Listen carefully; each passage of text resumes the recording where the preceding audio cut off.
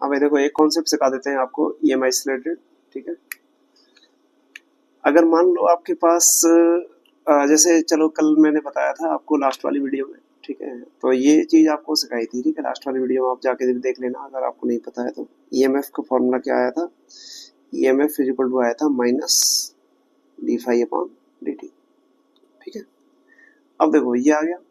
अब यहाँ पे टाइम का सिस्टम आप देखो, टाइम कहाँ आ रहा है? नीचे आ रहा है। ठीक है, अगर टाइम नीचे आ रहा है तो भाई आप क्या कहोगे कि सर टाइम अगर ज्यादा होगा तो ईएमएफ का वैल्यू कम होगा, और टाइम अगर कम होगा तो ईएमएफ का वैल्यू ज्यादा होगा। सही है, तो ये तो कहोगे मैग्नीट्यूड बाई अगर देखा जाए। ठीक है, तो मैं क्या कहूंगा यहाँ पे, ऐसे कह सकता हूँ, देखो अगर फ्लक्स में चेंज जो होगा वो फास्ट होगा, फास्ट फ्लक्स चेंज।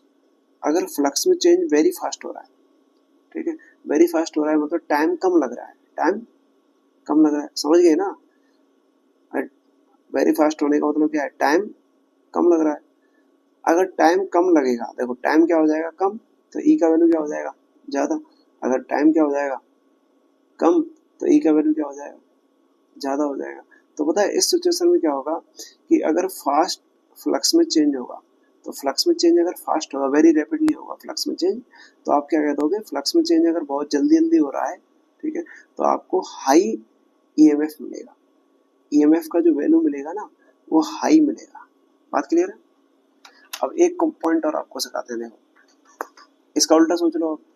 अगर मान लो स्लो फ्लक्स चेंज हो रहा है, अगर फ्लक्स चेंज कैसे हो रहा है बेटा?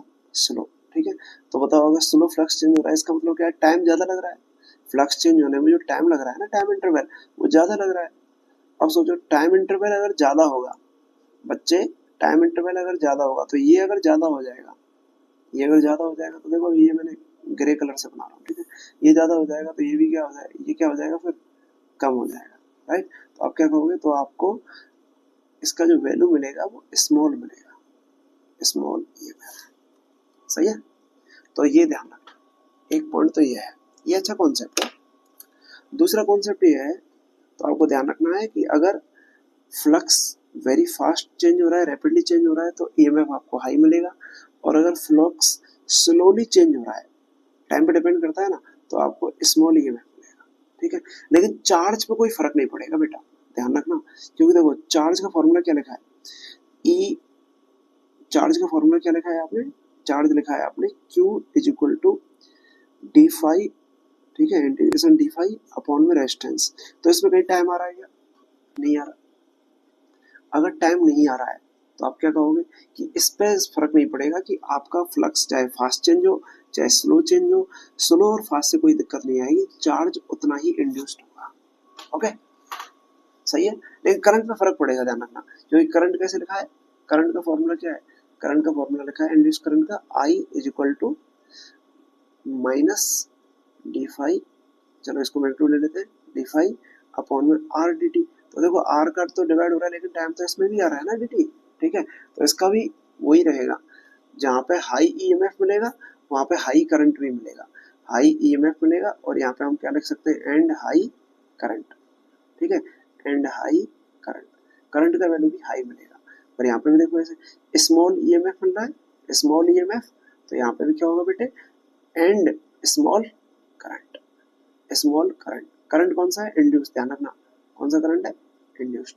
तो इंड्यूस्ड करंट का वैल्यू भी क्या मिलेगा? स्मॉल ही मिलेगा। तो ये आप ध्यान रखिए। तो एक चीज और सिखाते हैं आपको, देखो एक कॉन्सेप्ट और सिखा देते हैं इसी के साथ ही।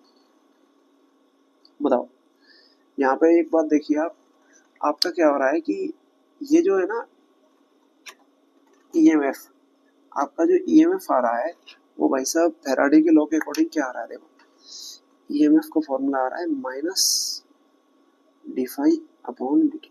ठीक है, चलो ऐसा करो आप इसमें डीएक्स का ऊपर मल्टीप्लाई कर लो, डीएक्स का नीचे मल्टीप्लाई कर। ठीक है, अब देखो इसको क्या लिख सकते हो? Minus D X upon D T into में क्या आ जाएगा? D phi upon D X. ठीक है, तो बताओ ई इज इक्वल टू क्या आ जाएगा?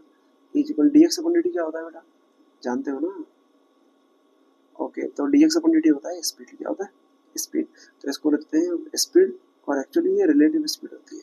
ठीक है, इंटू में क्या आएगा? डी फाई अपॉन dx, या माइनस साइन भी आ रहा है, जो भी आ रहा है। तो आप क्या देख रहे हो, E is directly proportional to V relative, V relative. तो ई जो होगा वो वी रिलेटिव के डायरेक्टली प्रोपोर्शनल होता है। अब वी रिलेटिव के डायरेक्टली प्रोपोर्शनल होता है तो आपको क्या है, रिलेटिव स्पीड जब ज्यादा होगी तो ईएमएफ ज्यादा होगा, और रिलेटिव स्पीड कम होगी तो ईएमएफ भी कम होगा, तो ध्यान रखना है आपको, ठीक है। तो देखो इसका सिंपल एग्जांपल आप ऐसे सोच, एक सिंपल एग्जांपल मैं आपको बताता हूँ, ठीक है। तो आप देखिए ऐसे समझ सकते हैं भाई, अगर मान लो आपके पास एक एग्जांपल लेते हैं इसका रिलेटिव, मतलब किसका एग्जांपल ले रहे हैं, ई डायरेक्टली प्रोपोर्शनल टू क्या आ रहा है, वी रिलेटिव। इससे रिलेटेड एक एग्जांपल देखते हैं। देखो अगर मान लो आपके पास ये एक कॉइल है, ठीक है, इस तरीके से ये एक क्लोज लूप हो गया, कॉइल समझ लो, कुछ भी समझ लो। और भाई यहाँ पर बेटा, यहाँ पर क्या है, एक आपके पास मैग्नेट है, ठीक है, इस तरीके से, और ये मैग्नेट का हो गया एस पोल और ये एन पोल, ठीक है। और ये मैग्नेट जो है वो इधर को आ रहा है 2 मीटर पर सेकंड से, ठीक है, और ये इधर को जा रहा है 6 मीटर पर सेकंड से, ठीक है।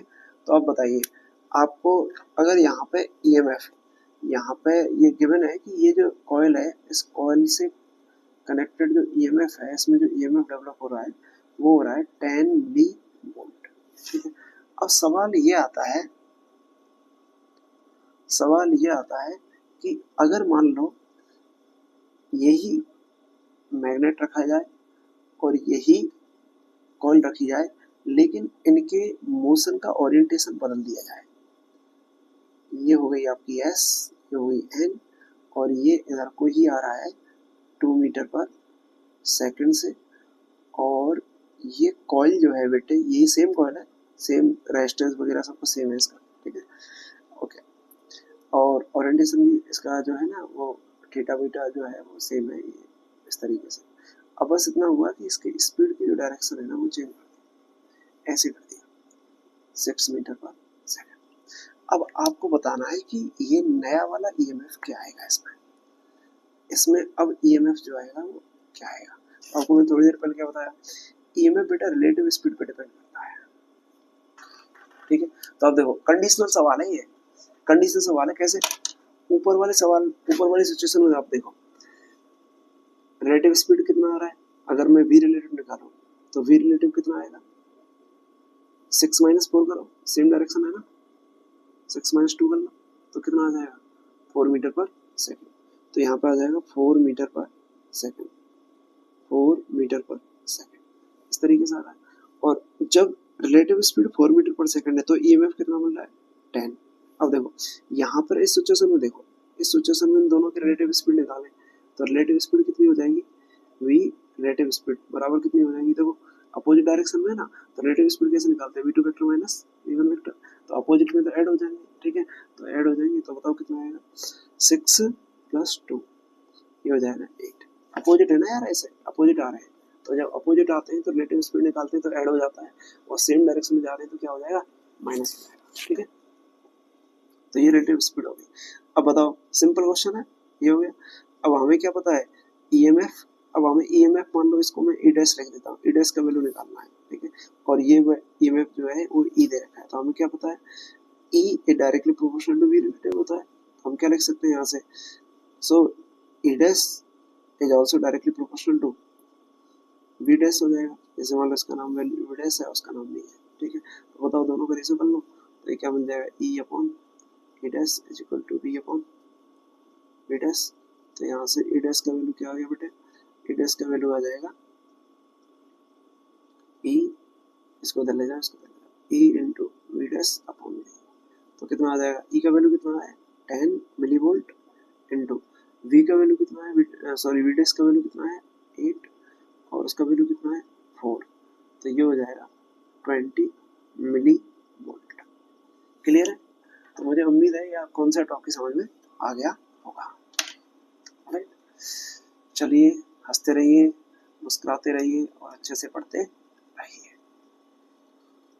ओके, चैनल को लाइक और सब्सक्राइब जरूर कर देना। Happy learning.